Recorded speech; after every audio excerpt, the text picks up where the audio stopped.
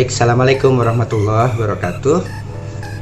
Alhamdulillah, teman-teman semuanya, mahasiswa Prodi Psikologi Fishum UIN Sunan Kalijaga, kita bisa berjumpa kembali pada kesempatan ini di perkuliahan daring di mata kuliah Psikologi Agama.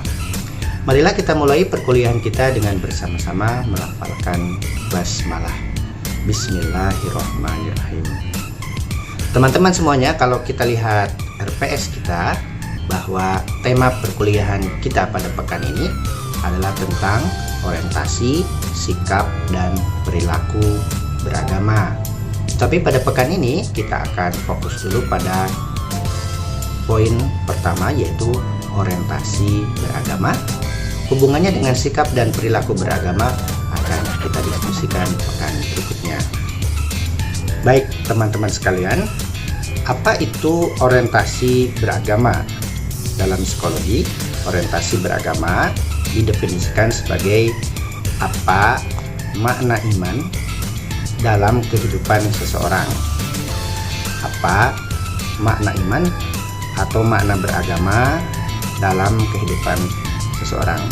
Untuk memudahkan pemahaman orientasi ini, kalau dalam konteks kita, bahasa kita adalah niat, sehingga bisa didefinisikan bahwa orientasi beragama adalah apa niat, apa tujuan, apa orientasi seseorang melakukan suatu perbuatan atau perilaku beragama.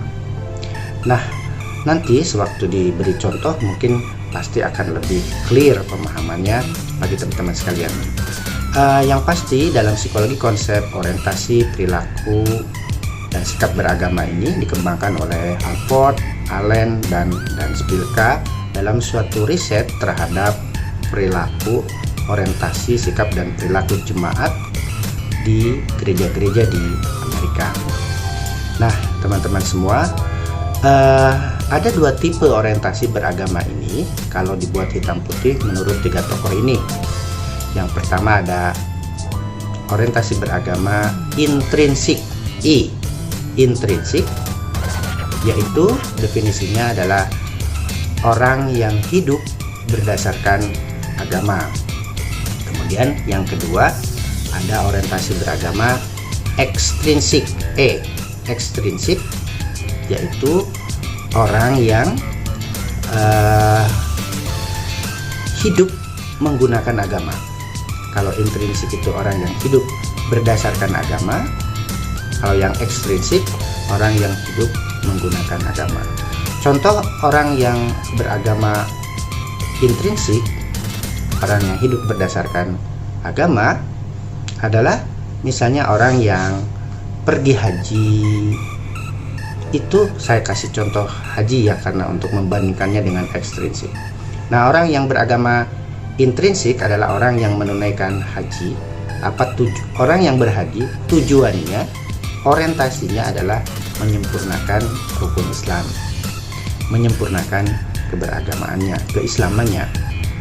Sedangkan berhaji atau orang beragama yang ekstrinsik, berhaji ekstrinsik adalah orang yang berhaji membutuhkan titel haknya untuk kepentingan nyaleg misalnya, untuk kepentingan pilkada, untuk kepentingan politik. Yang pertama yang intrinsik, haji untuk beribadat, untuk memenuhi panggilan Allah, untuk menyempurnakan keislamannya. Yang berhaji ekstrinsik adalah orang yang berhaji untuk kepentingan politik, untuk kampanye, untuk nyaleg, karena butuh hak besar, hak kapital di depan namanya. Nah, dalam penelitian Allen, Spilka, dan Alford, karena subjek penelitian adalah para jemaat gereja, orang beragama intrinsik adalah orang yang pergi ke gereja karena memang niatnya untuk beribadat. Kemudian dalam penelitian itu ditemukan orang-orang yang memang ke gereja tetapi niatnya bukan untuk beribadat. Yang ekstrinsik ini hanya atau ke gereja karena mencari pelanggan jualannya. Jadi yang ekstrinsik ini ke gereja jualan produknya, nyari downline istilah lama. Kemudian dia ikut ke gereja dan untuk mencari pelanggan ini. Jadi ke gereja bukan untuk beribadat, bukan untuk kebaktian, tetapi untuk mencari klien, untuk mencari pelanggan. Demikian kawan-kawan perkuliahan kita pada pekan ini, yaitu tentang fokus ke orientasi beragama. Definisinya adalah apa makna agama bagi kehidupan seseorang, atau apa tujuan seseorang melakukan suatu perilaku beragama. Jenisnya ada dua, yang intrinsik, orang yang hidup berdasarkan agama, dan yang kedua yang ekstrinsik, yaitu orang yang hidup menggunakan agama dengan contoh-contoh yang sudah saya sebutkan. Kawan-kawan semua, mohon nanti masing-masing untuk membuat resum dari apa yang saya jelaskan hari ini. Yang pertama, apa definisi orientasi beragama? Yang kedua, apa orientasi beragama intrinsik, dan beri contohnya dari Anda. Yang ketiga, apa orientasi beragama ekstrinsik, dan beri definisinya dari Anda. Dan yang keempat, refleksi buat Anda semuanya. Selama ini, apakah keberagamaan Anda lebih banyak intrinsiknya atau ekstrinsiknya? Mudah-mudahan apa yang didiskusikan hari ini secara keilmuan bermanfaat untuk Anda semua, secara teoritik dan juga secara kepribadian, secara pribadi, secara personally. Mudah-mudahan bisa menjadi feedback buat Anda memperbaiki diri.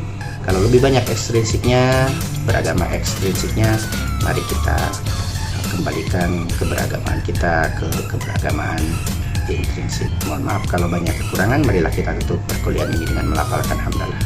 Assalamualaikum warahmatullahi wabarakatuh.